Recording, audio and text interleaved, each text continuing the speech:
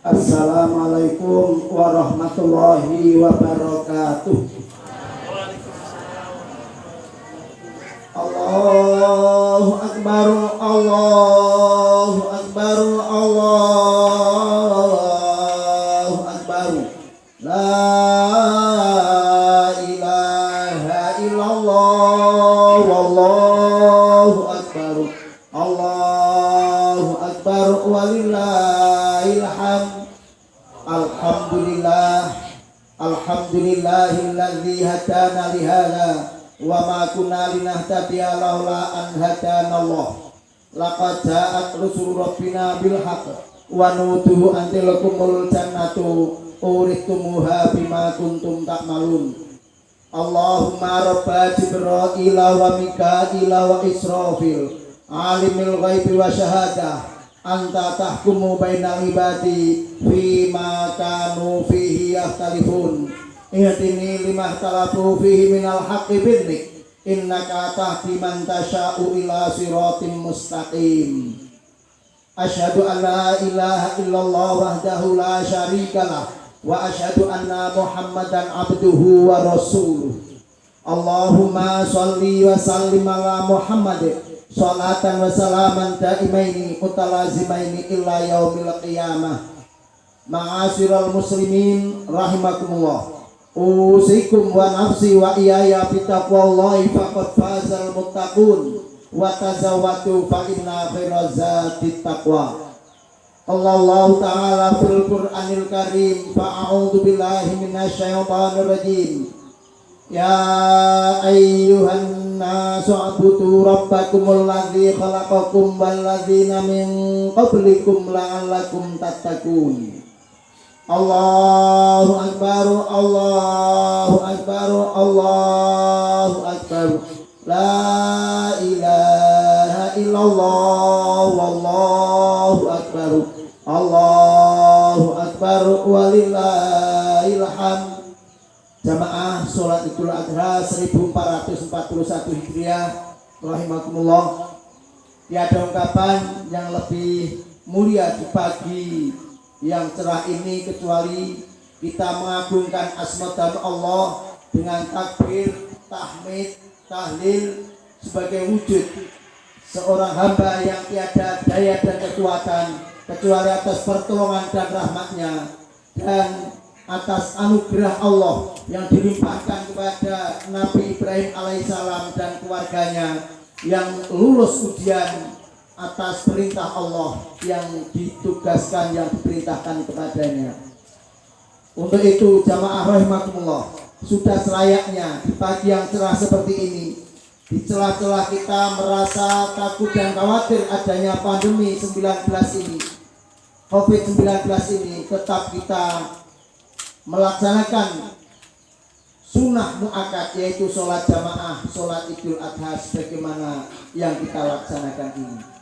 Ini juga menjadi sarana bahwa kita saling mengingatkan, kita saling berwasiat untuk iman dan takwa.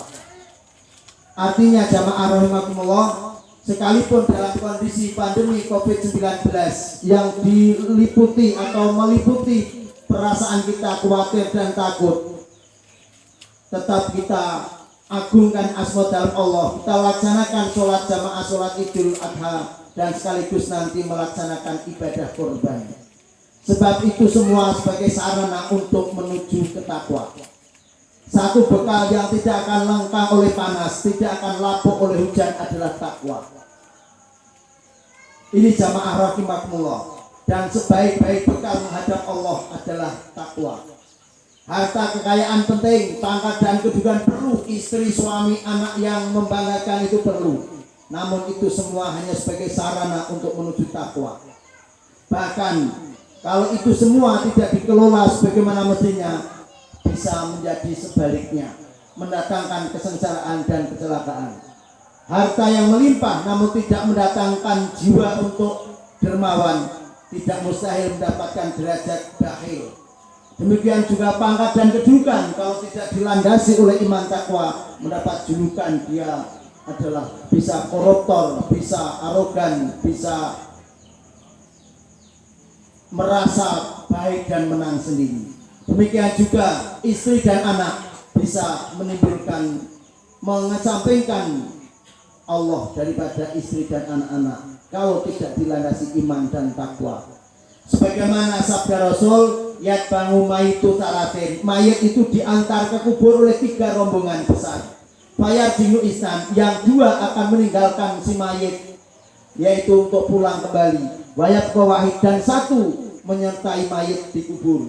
Fayarji'u isnan, adapun yang kedua, 2 hal itu, pertama ahluhu, keluarganya, istri, suami, anak yang kita cintai. Kapan kita meninggal, justru itu yang paling pertama akan usul kepada Pak Rois untuk segera dimandikan, dikafani, disolatkan dan diberangkatkan. Bahkan kalau sudah sampai ke tempat kubur, belum ada yang mau menimbun diri kita kecuali istri atau suami atau anak-anak kita. Dan lebih menyakitkan lagi, sambil menutup hidungnya dengan kain hitam, artinya sudah nggak sudi lagi dengan kita. Bahkan para takziah sudah pulang, belum pulang dia masih melanjutkan menginjak-injak kubur kita. Dan setelah noleh-noleh sepi, baru dia berdiri, langkah tegap, tidak menoleh belakang lagi. Paling 2-3 hari masih menyebut masa lalunya. Ini setelah itu lama-lama sudah tidak ada yang ngontak, tidak ada yang membicarakannya. Ini jamaah rahimahumullah, ahli keluarga. Malu yang kedua adalah hartanya. Seberapa banyak harta yang dimiliki oleh seorang hamba, kapan dia meninggal ditinggalkan semuanya, tidak ada yang dibawa. Kaos kaki aja ketika meninggal dipakai, setelah mau ke makam harus dilepas, tidak boleh dipakai lagi. Apalagi swalayan, mall, mobil, kos-kosan dan seterusnya, semua akan ditinggalkannya. Wayab wahid, 1 yang menemani mayat di kubur adalah maluhu, amaluhu, amal perbuatannya. Maka jamaah rahimakumullah, sudah selayaknya untuk mempertahankan iman dan takwa ini adalah kita belajar kepada Nabi Ibrahim.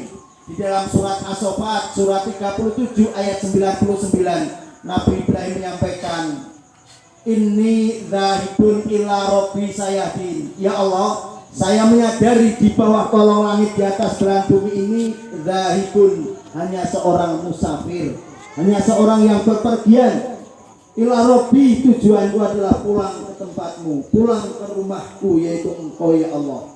Saya din, untuk itu saya mohon petunjuk. Jadi jamaah rahimakumullah, pertama kali yang harus kita mohon dan kita dambakan adalah al-hidayah atau petunjuk.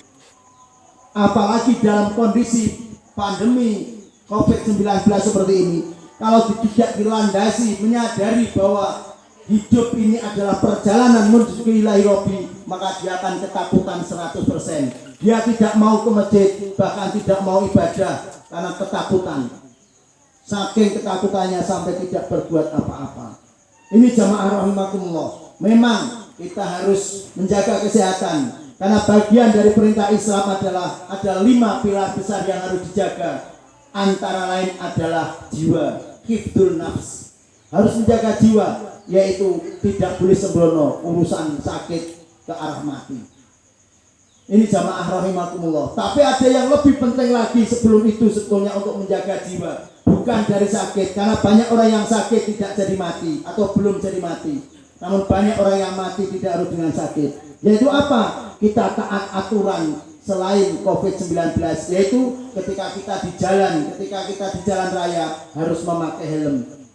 Memakai helm tampaknya aturan lalu lintas, aturan dunia, tapi hakikatnya adalah hifdzun nafs, menjaga jiwa supaya kalau terpaksanya dapat ujian jatuh tidak mudah meninggal, tidak mudah celaka. Ini artinya adalah taat pada aturan. Ini sebaliknya, sekalipun pandemi COVID-19 seperti ini harus ditakuti, namun tidak perlu terlalu ditakuti dalam arti menimbulkan kita tidak beribadah atau kemudian khawatir takut mati. Karena banyak orang yang sudah tiduran 7 tahun, 8 tahun tidak mati-mati. Yang ada yang tidak sakit terus mati. Artinya perlu kita taat pada aturan pemerintah, tapi urusan percaya hidup adalah perjalanan menuju mati. Apa artinya takut kepada suatu tujuan yang mesti sampai? Ini jamaah rahimakumullah.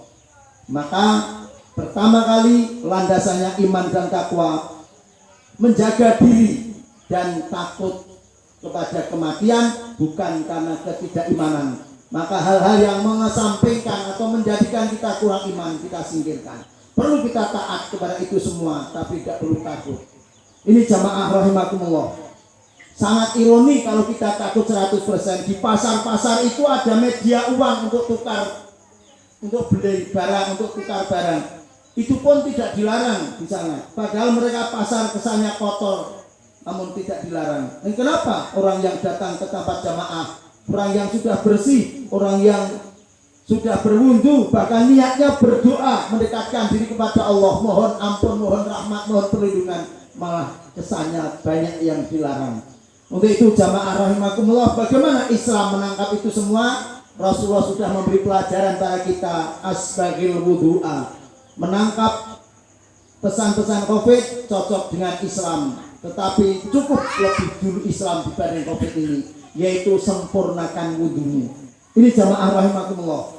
Menyempurnakan wudhu dengan apa? Ada 3 langkah. Yang pertama adalah tamal madho watang sako watang saro, berkumur-kumur, menghirup air ke hidung dan menyemburkannya. Ini memang terasa agak manis kalau belum biasa, tapi itu mendatangkan kebaikan. Bukankah informasi COVID ini adalah melalui mulut atau hidung? Maka kalau wudhunya sempurna, maka insya Allah nanti tidak akan mudah kena virus itu. Yang kedua adalah wudhu mesti diawali dengan mencuci tangan. Sudah cocok dengan setiap rumah, toko, warung, kantor, depannya ada tempat cuci tangan. 15 abad yang lalu Rasulullah mengajarkan menyempurnakan wudhu dengan cara mendahulukan cuci tangan. Tidak mungkin wudhu langsung cuci muka dan cuci kaki, mesti cuci tangan dulu. Ini jamaah rahimahullah yang kedua. Yang ketiga adalah menyela-nyelai jari tangan dan kaki. Itu juga kesehatan. Bukankah ajaran COVID di samping senantiasa cuci tangan juga mengajarkan untuk tepuk tangan, untuk tidak jabat tangan dan seterusnya. Itu diselesaikan dengan wudhu yang sempurna, menyela-nyelai jari tangan, jari kaki menjadi sehat. Ini jamaah rahimakumullah. Untuk itu kita harus taat pada aturan, tetapi tetap dalam kondisi wadah iman dan takwa. Ketundukan hati pada aturan itu jauh lebih baik dibanding merasa benar dan taat tapi mengandung kesombongan. Tapi tidak boleh ketaatan pada aturan mengesampingkan dimensi iman dan takwa. Terlebih lagi jamaah rahimakumullah, kalau nanti kita perhatikan beberapa poin dari ajaran yang tersirat di dalam perintah kurban. Allahu Akbar, Allahu Akbar, Allahu Akbar, la ilaha illallah, wallahu akbar, Allahu Akbar, walillahil hamd. Sebagaimana khatib sampaikan di Idul Adha maupun pengajian-pengajian pada umumnya, bahwa Rasulullah Ibrahim alaihissalam telah diuji oleh Allah dengan ujian balaur nazim, ujian yang berat, di mana beliau nikah sekian tahun belum diberi momongan. Setelah diberi momongan dengan istri yang kedua yaitu Hajar si Ismail, baru usia menyenangkan, usia mulai dewasa, diperintah oleh Allah untuk diuji, untuk disembelih. Di dalam Al-Quran surat As-Saffat ayat 100 sampai 105 dikupas dengan tegas. Ya bunaya, wahai anakku, ini arofil manami, di dalam tidurku aku bermimpi, ani al-tauka, aku menyembelihmu. Fangzur madataro, bagaimana pendapatmu? Jamaah rahimakumullah, anak semata wayang nikah diberi momongan harus dengan poligami terlebih dulu, baru diberi momongan. Dan kalau usia sekarang ya kira-kira kakaknya Musa lah, Musa Madania itu. Jadi 6 tahun mengarah 7 tahun mulai bisa diajak diskusi, dialog, disuruh-suruh itu, malah disuruh menyembelih. Bagaimana jawaban anak yang soleh? Jawabannya ya abatif ngalmatuk maru satajiduni insyaallah minasobirin. Wahai ayah, laksanakan perintah itu, semoga engkau mendapatiku nanti di akhirat golongan orang-orang yang sabar. Jamaah rahimakumullah, anak mau disembelih loh. menyerahkan diri seperti itu. Kira-kira kalau sekarang gimana ini? Le, saya mimpi menyembelih kamu, bagaimana pendapatmu? Tidak hanya lari, Pak, kowe tua timbang aku, kowe wae tak boleh, kira-kira begitu. Ini jamaah rahimahullah. Tapi karena Ibrahim itu mengajarkan yang benar dengan cara yang benar, di mana sebelum dia diberi omongan senantiasa berdoa, Robbi habli minas solihin, Robbi habli minas solihin. Yang kedua adalah diajak dialog, diajak rembugan. Ini pendidikan yang luar biasa, yaitu diajak diskusi, diajak rembugan.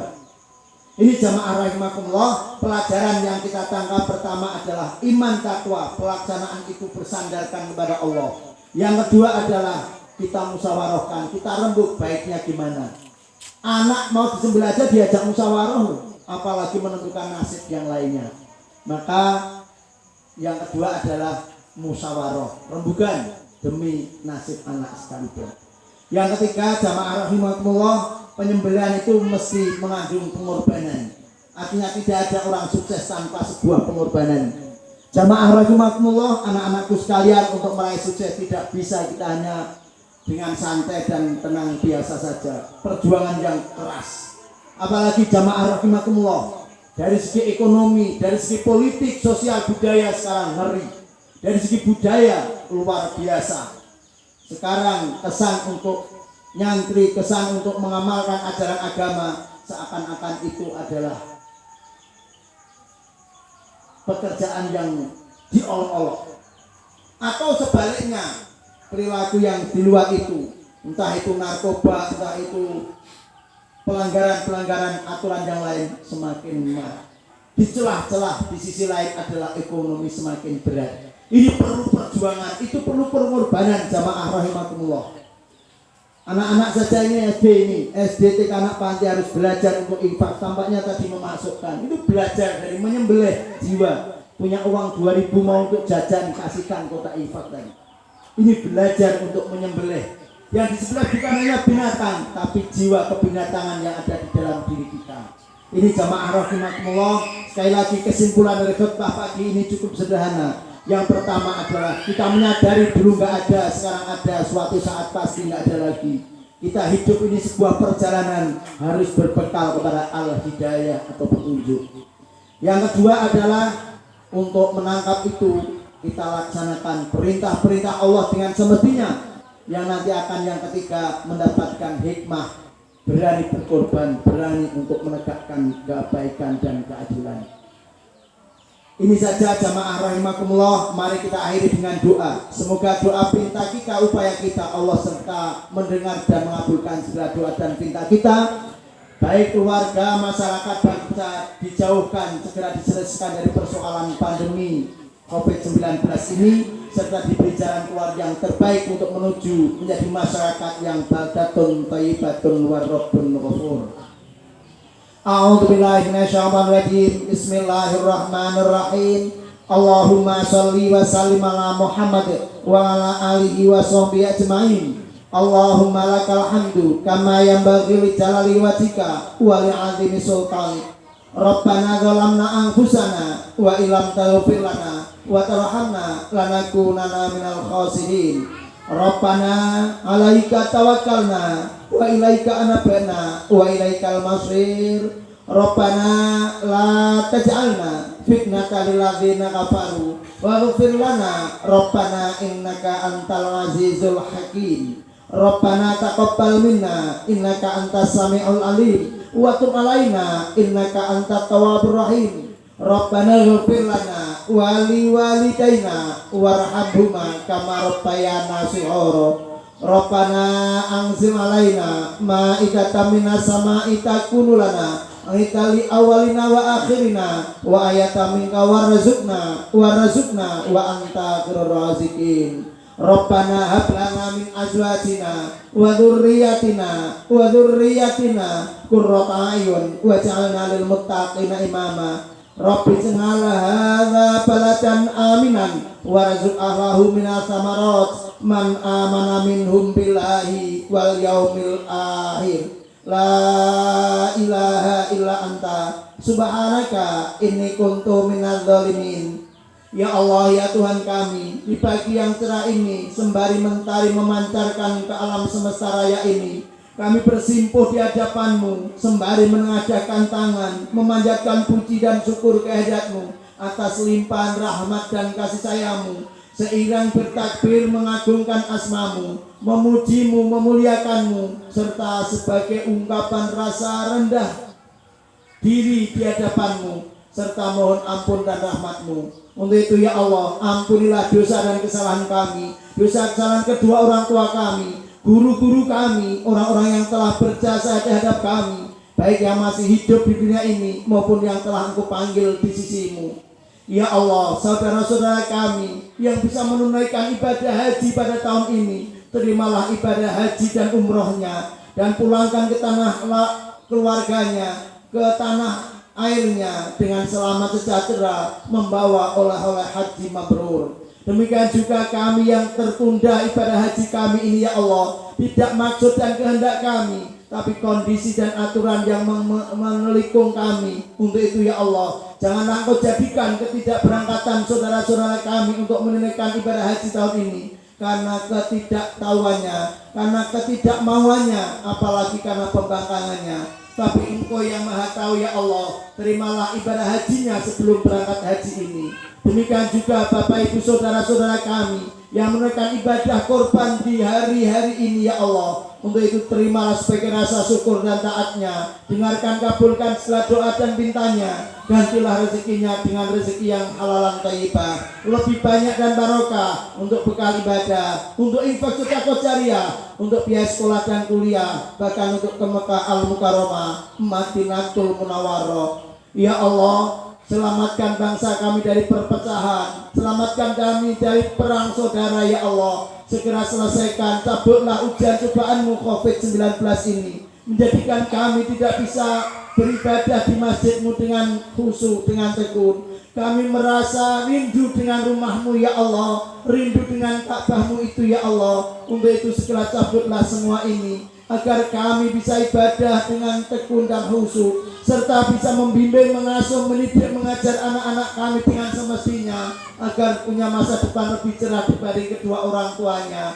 Serta kami mohon berikan rezeki yang halalan thayyibah, untuk bekal ibadah, untuk biaya sekolah dan kuliah, agar anak-anak kami menjadi generasi yang Qur'an dan Islami, hidupnya bermakna untuk pribadi dan keluarga, bahkan negara, agama dan bangsa kami. Tanpa peran campur tangan-Mu ya Allah, bisa berkepanjangan COVID-19 ini. Bahkan kami semakin jauh dengan masjid-Mu, kami tidak bisa khusyuk ibadah kepada-Mu. Saya khawatir Engkau murka dan marah kepada kami, namun Engkau tahu apa yang kami tuju dan kami maksudkan. Rabbana atina fid dunya hasanah wa fil akhirati hasanah wa qina adzabannar walhamdulillahi rabbil alamin.